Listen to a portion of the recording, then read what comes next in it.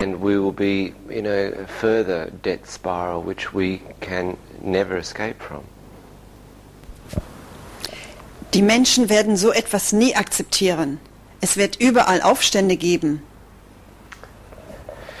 Yes, there could be civil wars which could break out all over the place, but you must have noticed that by now that in most Western countries it is forbidden to own a gun, and only the government agencies like the police and the army are legally allowed to carry weapons.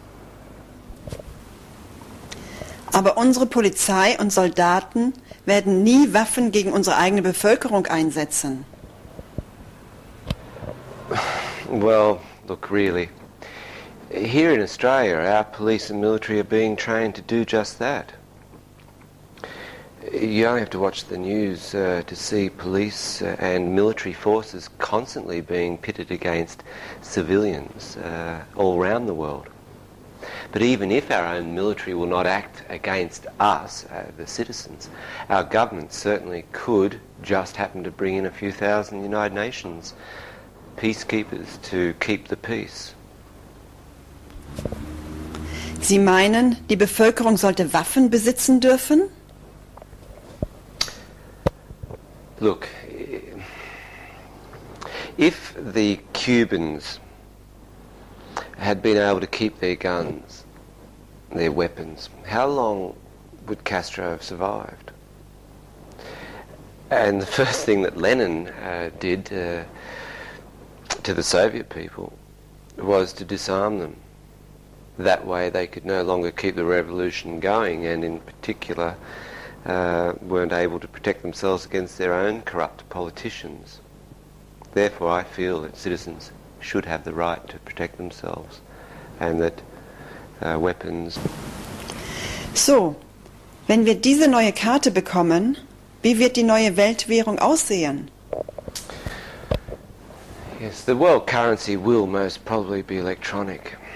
The American Star Wars program, as you may know, has been, or was set up, not only for defence purposes, but actually to carry international banking information. But by telling the American people it was for their defence, they managed to get the American taxpayer to pay for it. Otherwise the banks would have had to pay for it themselves. So when everyone in the Western world has been issued with a smart card, all banking business can be done electronically. As you know, the system has been set up a long time ago. Now, however, as these cards will be debit cards to stop people stealing or copying other people's cards, the banks will insist that every card carrier must be registered and, of course, given a personal number. Now, this personal number will be your number for life. You will not be allowed to buy or sell anything without it. It will be registered on a worldwide computer system. This is easily done, and every move you make can be registered. Everything you buy or sell can be tracked and registered. Das Ende des Steuerbetruges? Well, yes, not only the end of tax fraud, it essentially could be the end of robbery, the end of drug dealers too, because every move that is made by a person can be registered by the computer. Now, the world government will love it because they will control all taxes and all drug deals. It might make them more efficient in their drug dealing from their past efforts. Now, all your finances will be totally controlled by the banks and the groups that own them. You will not be able to buy a bus ticket if they don't want you to do so. Also sind es die Banken, die die neue Weltordnung kontrollieren? No, it's the people who control the people who control the banks. It's a group of elite who have world passports that control the new world order.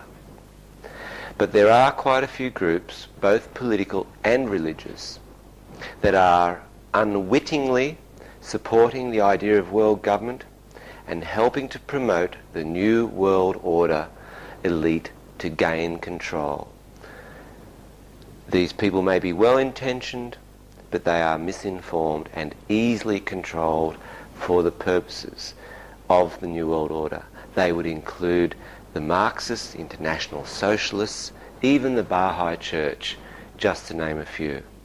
These groups, who now hope and who are working towards a world government, do not yet realize that when the elite are in power, that these groups who assisted them to come to power will be made illegal.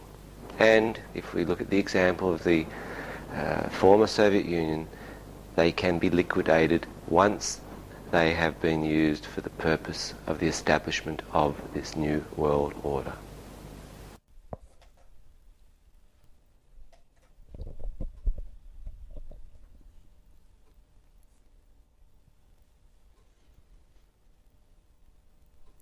Im März 1975 trafen sich in Lima, Peru, die Mitglieder der UNIDO. Aus dieser Konferenz entstand die sogenannte Lima-Deklaration. Dieser Vertrag wurde von allen westlichen Industrienationen unterschrieben. In diesem Vertrag haben sich die Industrienationen verpflichtet, ihre Industrien und ihre Fabriken abzubauen und sie in den Drittweltländern aufzubauen. Seit 1975 sind mehr als die Hälfte aller australischen Industrien abgebaut worden und nach Asien gegangen. Die Produkte, die wir jahrelang selbst gebaut und hergestellt haben, müssen wir jetzt aus dem Ausland importieren. Jeder vierte Arbeiter in Australien ist jetzt arbeitslos. In welchem Land sind die deutschen Arbeitsplätze geblieben?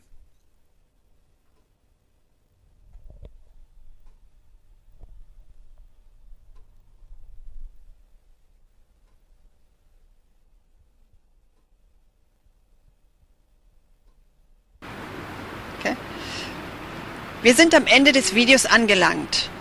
Und obwohl wir es nicht gewagt haben, Ihnen alles, was wir hier in Australien über die neue Weltordnung gelernt haben, zu erzählen, können Sie vielleicht jetzt die politischen Veränderungen, die fast täglich in unserem Leben in Deutschland eingeführt werden, besser verstehen. Sie wissen jetzt, weshalb die Liebe und der Respekt für unsere Heimat dem Internationalismus weichen muss. Weshalb müssen, laut der Vereinten Nationen, alle schönen Kulturen der Welt, auch unsere, einer globalen Kultur weichen. Sie wissen, dass eine diktatorische Weltregierung, eine globale Kultur, eine Weltwährung, eine Weltarmee und eine satanische Religion geplant sind.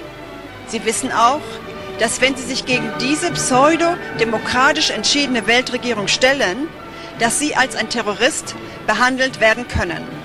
Und dann tschüss.